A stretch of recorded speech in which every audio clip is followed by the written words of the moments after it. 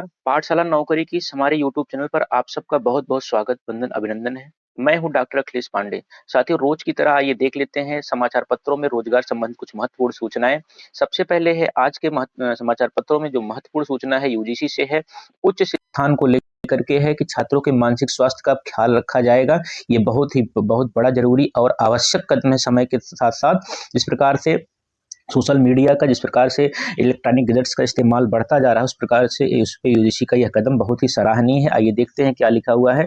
करें उच्च शिक्षा संस्थान अब छात्रों की पढ़ाई के साथ साथ उनके मानसिक स्वास्थ्य को भी परखेंगे। किसी छात्र की मानसिक स्थिति ठीक नहीं दिखी तो तुरंत इसे संस्थान में स्थापित मानसिक स्वास्थ्य एवं कल्याण केंद्र में भेजेंगे, जहां पेशेवर विशेषज्ञ जांच व उपचार करेंगे। इसके लिए देश के सभी उच्च शिक्षण संस्थानों को मानसिक स्वास्थ्य एवं कल्याण केंद्र स्थापित करने के लिए कहा गया है। संस्थानों में छात्रों की आत्महत्या की बढ़ती घटनाओं व मानसिक स्वास्थ्य से जुड़े मामले में वृद्धि को देखते हुए विश्वविद्यालय अनुदान आयोग ने सुप्रीम कोर्ट के निर्देश पर एकीकृत नीति तैयार की है।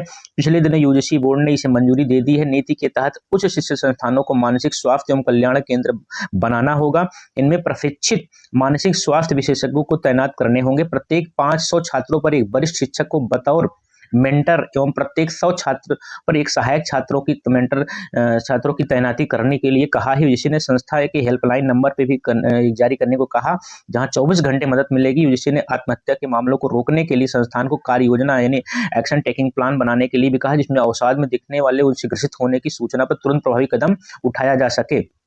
संस्थान के कर्मचारियों छात्रों को प्रशिक्षित भी किया करने का सुझाव दिया है। संस्थान की नीतियों को तुरंत उसमें लागू करने और मुझसे जुड़े सुझाव करने को कहा है कि इससे देश में 10.6% लोग मानसिक स्वास्थ्य समस्या से आजकल पीड़ित हैं। 18 से 29 वर्ष के 7.3% युवक गंभीर समस्या से घिरे हैं। देश में आत्महत्या के में 7.6% मामलों में छात्रों से जुड़े हैं। यूजीसी का यह कदम बहुत ही सराहनीय है। यूजीसी लगभग 500 के करीब जो है छात्रों पर एक वरिष्ठ शिक्षक को जो है मेंटर के रूप में प्रशिक्षित करेगा, ट्रेनिंग देगा और जरूरत पड़ेगी तो उसकी अलग से भी भर्ती करेगा। साथियों, आइए देख लेते हैं महत्वपूर्ण जो एग्जाम चल रहे हैं उत्तर प्रदेश लोक सेवा आयोग से एलटी ग्रेड का। उसमें कल जो एग्जाम हुआ अंग्रेजी में 53.5 और शारीरिक शिक्षा में 66.95% रही उपस्थिति।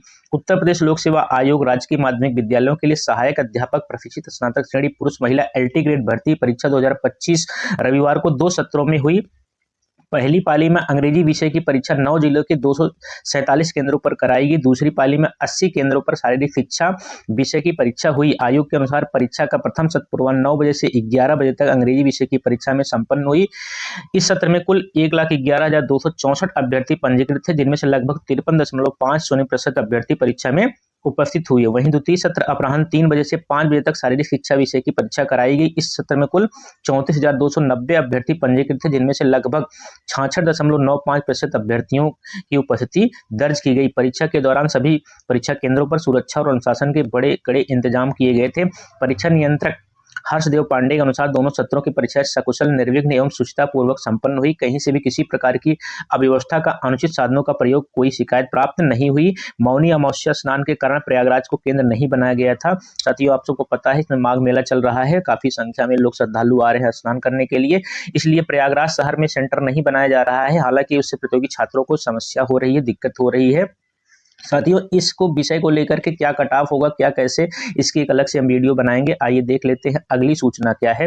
अगली सूचना है इलाहाबाद विश्वविद्यालय में जो प्रोफेसर राजेंद्र सिंह रज्जू भैया विश्वविद्यालय है, ईशानी स्टेट यूनिवर्सिटी है, उसमें सेशन 2025-26 के लिए जो अतिथि प्राध्यापक गेस्ट फैकल्टी के लिए चयन की प्रक्रिया है उसको शुरू कर दिया गया है।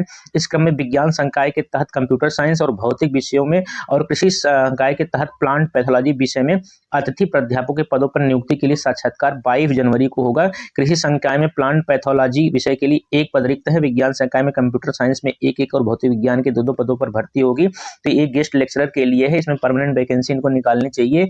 गेस्ट लेक्चरर की जो वैकेंसी होती है ये कोई ऐसा स्थायी समाधान नहीं है। साथियों, अगली जो सूचना है पहली है ओपीएससी यानी उड़ीसा पब्लिक सर्विस सेवा कमीशन से। इसमें जो है सिविल सेवा एवं अन्य पद उड़ीसा प्रदेश के जो है वो वैकेंसी आई है। इसकी अंतिम तिथि 20 फरवरी है।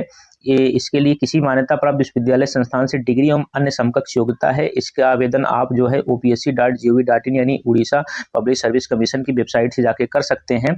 दूसरी जो महत्वपूर्ण है, JKSSB यानी जम्मू कश्मीर सशस्त्र सीमा बल कांस्टेबल एग्जीक्यूटिव पद पर 1815 पद पर भर्ती है। इनकी अंतिम तिथि 17 फरवरी 2025 है। इसकी भी शैक्षिक योग्यता मान्यता प्राप्त बोर्ड संस्थान से मैट्रिक एवं अन्य इसके इक्वल है। इसको jk.ssc.nic.in की साइट पर जाकर के आप आवेदन 17 फरवरी तक आप कर सकते हैं, 17 फरवरी 2026 तक। इसके अलावा सबसे युवाओं के सबसे लोकप्रिय इंडियन आर्मी में 350 SSC टेक्निकल की जो है मेल के पद हैं, जिनको योग्यता है किसी मान्यता प्राप्त विश्वविद्यालय संस्थान से इंजीनियरिंग में डिग्री एवं अन्य समकक्ष योग्यता, जो बीटेक और जो है इस प्रकार की डिप्लोमा किए हुए हैं उनके लिए है। अंतिम तिथि 5 फरवरी 2026 है। इसको आवेदन कर सकते हैं। एक महत्वपूर्ण नॉन टीचिंग जो है या पद के लिए वैकेंसी है IIT जम्मू में, जिसमें 3 फरवरी 2026 तक आप आवेदन जम्मू IIT की वेबसाइट से जाकर के कर सकते हैं। तो साथियों, आज के समाचार पत्रों में कुछ महत्वपूर्ण रोजगार संबंधी जो सूचनाएं थी वो इस प्रकार थी।